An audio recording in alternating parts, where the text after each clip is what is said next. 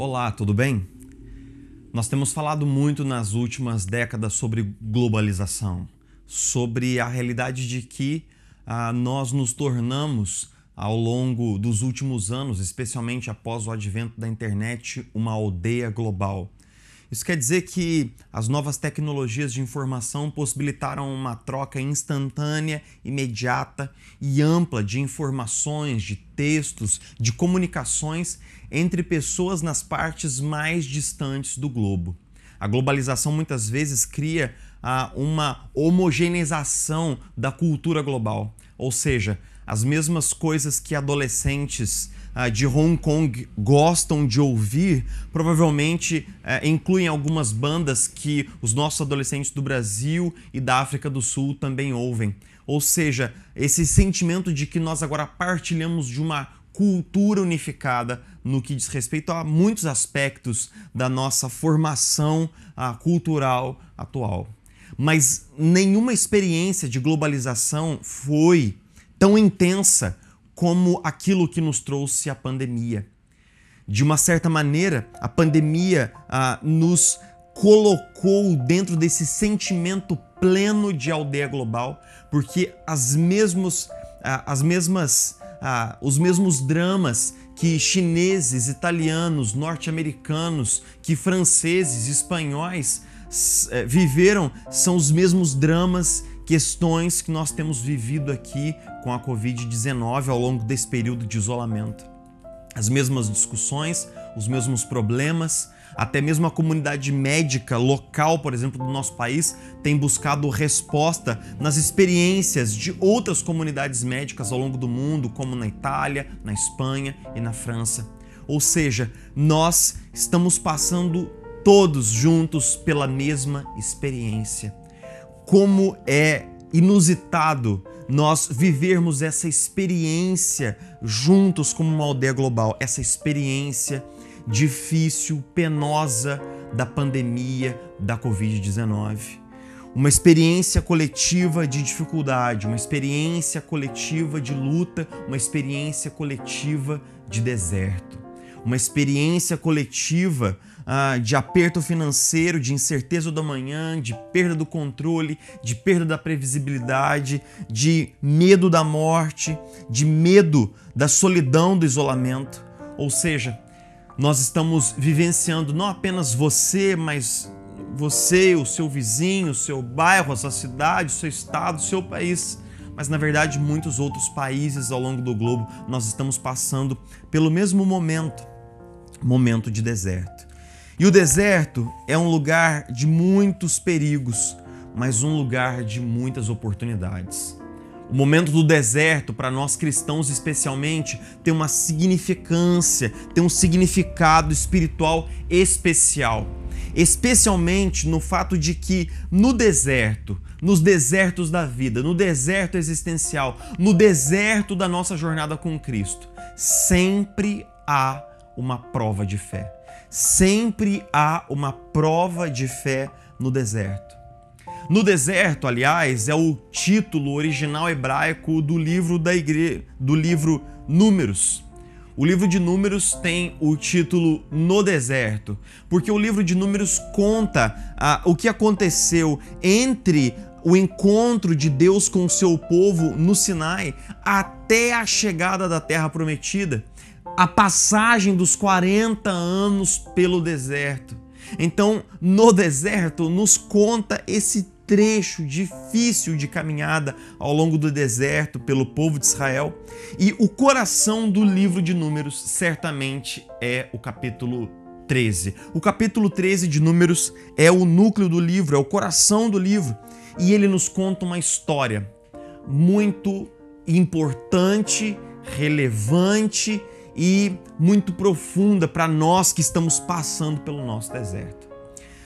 A Escritura diz que Deus levantou Moisés para, por meio dele, libertar o povo de Israel do cativeiro egípcio. Eles estavam sendo escravizados lá, eles foram subjugados a trabalhos forçados.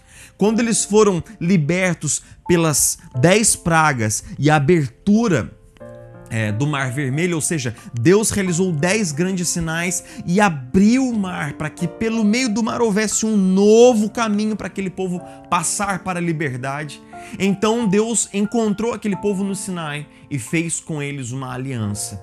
Uma aliança, um pacto, um acordo, um contrato. Agora aquele povo que foi resgatado por Deus deveria aprender como viver como povo de Deus, depender de Deus, obedecer a Deus, se submeter a Deus e, sobretudo, reproduzir o caráter de Deus na sua santidade. No entanto, nós descobrimos que o povo foi cometendo várias falhas ao longo do caminho.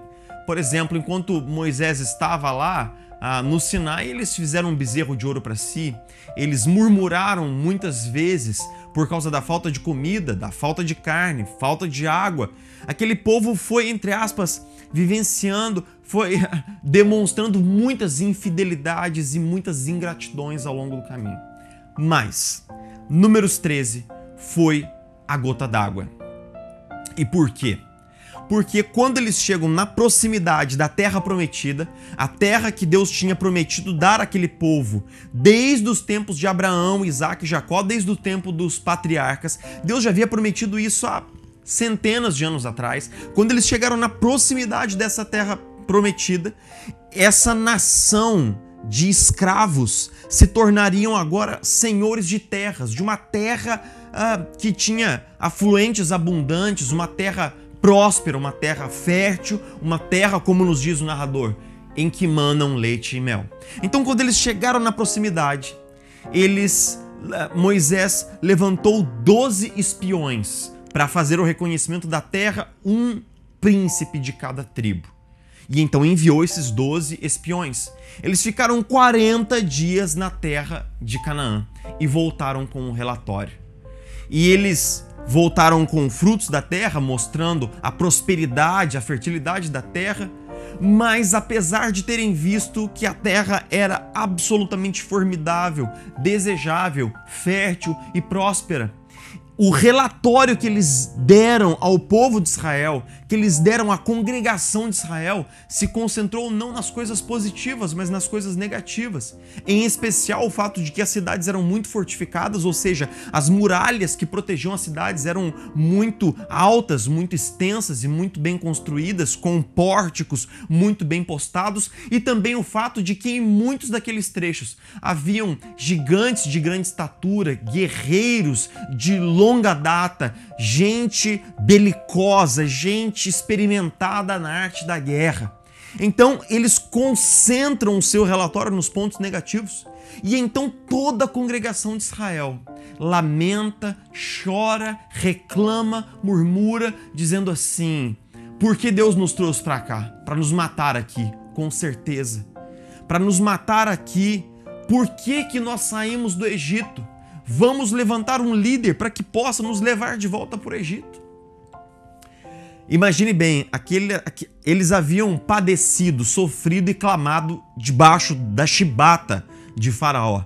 Mas agora eles estavam tramando um plano para levantar um líder e voltar para a condição de escravidão, ao invés de avançar corajosamente na direção das promessas que Deus estava fazendo àquela geração. Quando Josué tentou motivar a congregação, eles pegaram em pedras e ameaçaram então apedrejar Josué e Calebe, que foram os únicos 2 espiões que trouxeram um relatório positivo e olharam aquela perspectiva, aquela situação pela perspectiva correta.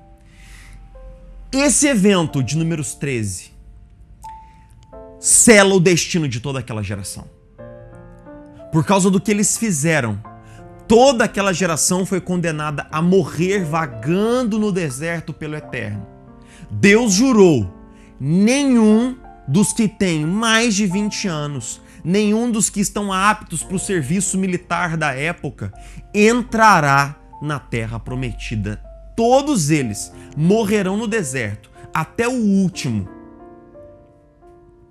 Aquela geração vagou 40 anos no deserto, todos eles morreram, nenhum desses entrou na terra prometida. O juízo de Deus foi severo e fulminante. Mas por quê? por que Deus foi tão contundente no juízo daquela geração.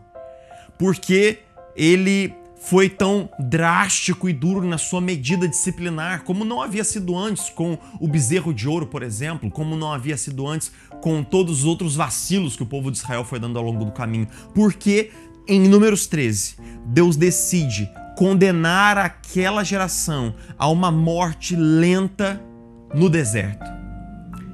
Nós só podemos descobrir se nós lermos o capítulo 14, porque é o seguinte: quando toda a comunidade falou em apedrejar Josué e Caleb, o narrador diz assim: então a glória do Senhor apareceu a todos os israelitas na tenda do encontro, que era a tenda na qual Deus revelava a sua presença de maneira especial para falar com Moisés. E o Senhor disse a Moisés, seu servo: até quando este povo me tratará com pouco caso? Até quando se recusará a crer em mim, apesar de todos os sinais que realizei entre eles? Eu os ferirei com praga e os destruirei, mas farei de você, falando para Moisés, uma nação maior e mais forte do que eles. Veja aqui, para a gente compreender por que Deus foi duro e contundente, nós temos que processar, nós temos que ouvir a fala do Eterno. E ele nos dá as razões. Ele diz assim: até quando este povo me tratará com pouco caso? Quando os israelitas eles vão para a terra prometida, ficam se sentindo como insetos diante dos gigantes e acreditam que é impossível vencer aquelas cidades e vencer aqueles exércitos, na verdade, eles não estão tendo uma visão pequena ou apequenada deles mesmos apenas. Eles estão dizendo que o Deus que os resgatou do Egito não era capaz de fazer aquilo. E isso era tratar Deus, o Eterno, com pouco caso, com indiferença. Era fazer pouco de Deus, era ignorar a Deus, não atentar para a grandeza, nem para a santidade, nem para o poder de Deus. Então, em primeiro lugar, eles desconsideraram, eles trataram Deus com pouco caso. E tudo isso porque eles, como diz o próprio Deus, eles se recusaram a crer no Eterno, mesmo depois de terem visto todos os sinais que viram. Poucas gerações, ao longo de toda a história, viram tantos sinais num período tão curto de tempo como essa geração que foi libertada do Egito. Eles viram Deus agir com poder, quebrar o orgulho de Faraó. Eles viram o Eterno ferir os primogênitos de cada família dos egípcios. Eles viram o Eterno abrir o mar com a sua mão poderosa e logo em seguida engolir Faraó com seus carros e cavalos. Então essa geração viu coisas que talvez nenhuma outra geração tenha visto, sinais tão grandes, poderosos, vultosos, evidentes, claros e óbvios da glória de Deus. Mas o próprio Eterno diz, eles se recusaram a crer. Note que eles não foram reprovados porque apenas lhes faltou fé, porque eles deram um vacilo na fé, porque eles tiveram uma titubeada na fé.